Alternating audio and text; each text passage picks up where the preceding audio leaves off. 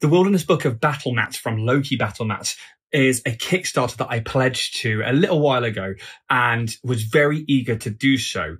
They are a set of books which you get in a double set. So inside a sleeve, like this one here, you actually get 2 books.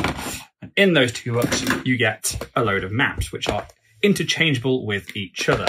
Within the pledge, I also got a little book of Battlemats and the GM screen, which is a reversible double-sided GM screen. And this was actually the item that swung it for me in terms of I need to back this, because I really liked just having a different sort of GM screen. I liked that one side is this wilderness mountainscape and trees and greenery, and it just looks very nature-like, while the inside is a medieval city townscape, which is very cool and works very well as an immersion tool for players when we lay down dungeon tiles, maps, mats, figurines, miniatures, whatever we use to immerse our players into combat. This became one of those for me. And as soon as I saw the GM screen, I was like, I'm going to be backing this Kickstarter just for this alone. And then I saw everything else as a bonus. The books themselves are really, really cool. I really like that they are wipe clean. You can show where something is. You can put down markers. You can basically draw on them with your wipe-free markers, and it comes straight off again, which is really, really useful. The amount of times you can be like, yep, you've dropped your weapon or you've been disarmed. Okay, that's over here. And you can leave a little mark there until your player goes and picks that thing up, or, you know, objective markers and stuff if we don't have particular bits of terrain for them. So that's very, very cool. The books themselves, when you get inside the maps, and they have a wide range of wilderness maps in here, and Loke themselves do other Battlemat books. They have things like the sci-fi ones and the Dungeoneers and Taverns, I believe, are some of the other ones, like Cityscapes. But inside, you get an interchangeable set of maps. So you could have something that's just one book out in the open there, or, you know, you could have, there you go. So here's a nice outdoorsy path. So, you know, on your adventures as you're traveling around, we have that one there. I'm going to move some of my other stuff out of the way, because as we go in, we find the other one that match up to these ones, like rivers and other open areas, but I particularly like this one matched up with it. It's great, a big area. Number 7 and 8, we'll find that, because all of them are numbered just down here in the corners, which is very useful. 7 and 8. So here we go. And what I mean by joining them up is that you line the spines up and you have a rather large, I believe it's 120 foot, so a 60 by 60 grid. So each one, 5, 10, 15, 20, 25, 30, 35, 40, 45, 50, 55, 60. Yeah, so each page is a 60 by 60 grid of 1-inch squares.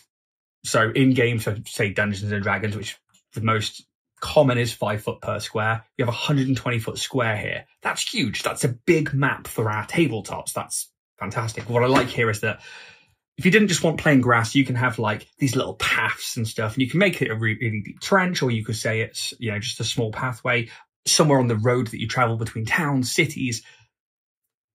That's just something that I liked that you could do with this particular one. But you could also have, you know, other bits of terrain here. You could take something like this and then line it up with some houses on the other side. I mean, if I grab some houses from up here, you could have, you know, a house down here maybe, or another one over here. Maybe that's like a town street or a town or village out in the sticks somewhere, and they've got their path that runs through.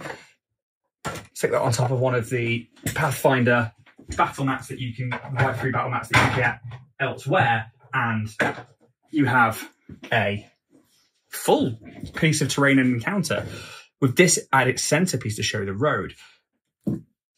But not only does it lock one way, it locks a few ways. So you could say you don't want the water, and you're like, not really what I need. You could take the other book there, and you could put that there.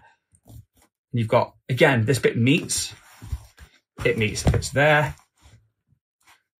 You know, it meets on the other side. They've really thought about their placement of what they put into these maps.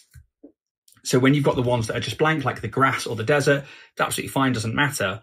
But yeah, having that intersliceable, interchangeable areas, I think it's just a really nice touch. I really like that. Or maybe it's the path leads to a cave entrance and there's your 2 cave entrances right there. Or maybe just one of them blocks them off with another bit of terrain. Very, very cool idea. Really like it. And it's just well executed. Each individual map is really just pretty to look at. And that's something that I quite like. The visuals is, I mean, look at the lava on these. They are definitely hot. It gives you that feeling of a lava cave. Just all in all, great little maps. The 2 books that you get in there are those. That's what comes in the sleeve. Then there is the Little Book of Battlemats. This is the Wilderness Edition one that came with this particular pledge.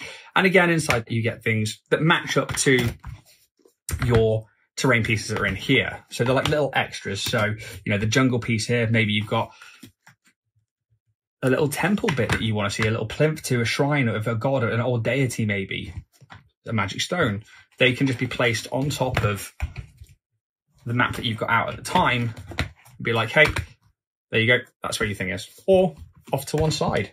Maybe it's an extra little room that you have to your dungeons. Works very well. And they've got quite a few going through there. And you can see them all on the back of the books. So you've got your jungle ones, snow ones, your ocean ones. All matches up. Very, very well thought out.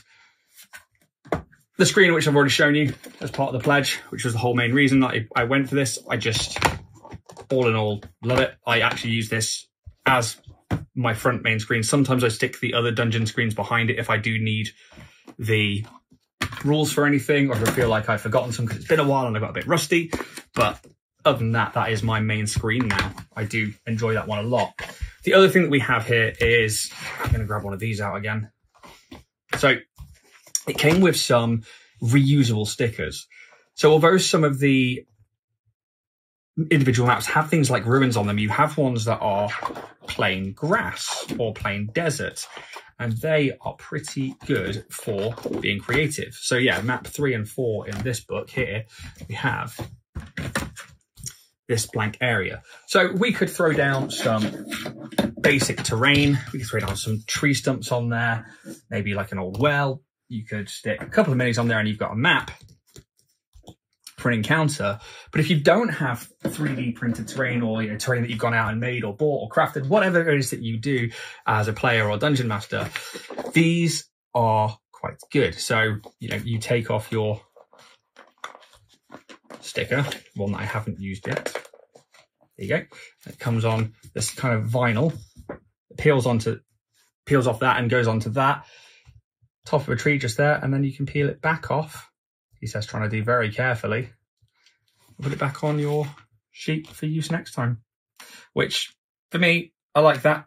It's not throwaway and it's reusable, which is really good. There we go. But there's also things in there like old ruins, trees, ponds, streams, rocks, boats, tents. How many times does your party get attacked when they're resting by the side of the road? That's a really good one there. Dead trees, more of the river and the stream, and bushes and tree stumps. All little details that players can use for cover. It just adds more interesting variation to the maps and to the encounters we put down and create. Really thick, sturdy pages. Nice, thick, hardback book. So that's the Loke Batlemats, the Wilderness Book of Battlemats. I'll put links into the descriptions below for Loke Batlemats' website, so you can go check out their full range, because they've got more than just these. They've got quite a few. And I think there are some core, because I think the sci-fi one is one that I really like for other games like Cyberpunk Red, for Starfinder, for Infinity is quite a good one for that, actually. Just thought about that. Maybe Star Wars Legion, get them for those. I know they don't necessarily always need grids, but it's nice to have something to put down that's not just bare table. And I think that that's what these are good for as well. So yeah, I'll put the link in the description below. Thanks for watching, and I hope you do go check out Loke Batlemats.